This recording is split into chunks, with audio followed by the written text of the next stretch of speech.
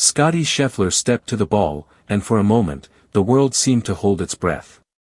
It was early Saturday afternoon at Bethpage Black, and after a Ryder Cup filled with frustration, his moment had finally arrived.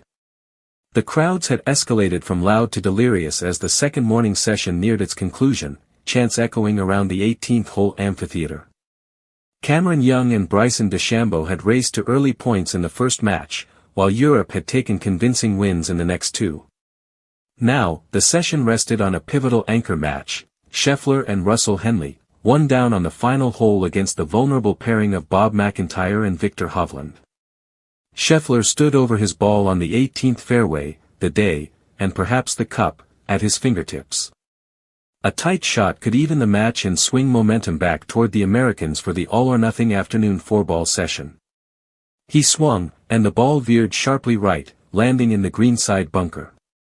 Hovland followed with a perfect approach into the center of the green. The Americans were done.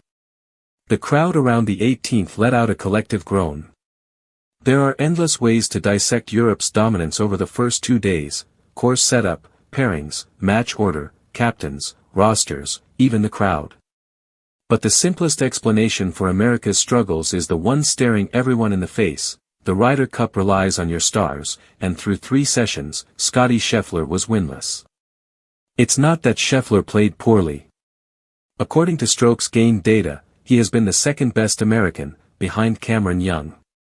Yet he hasn't been the energy-swallowing force that made him the best player of the post-Tiger Woods era.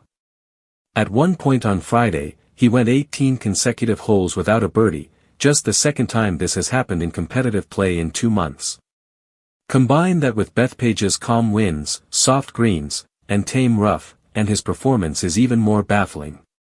The closest historical comparison may be Tiger Woods, whose Ryder Cup record is the only real blemish on a legendary career. Like Woods, Scheffler may find the chaos of team play disruptive to the zen-like focus that dominates a golf course.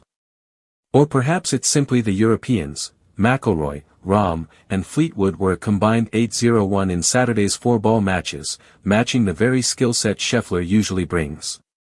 Whatever the reason, the next U.S. captain will need to understand how Scheffler went 0-3-0. In this era of dominant European stars, it's hard to see the U.S. competing, let alone winning, without him.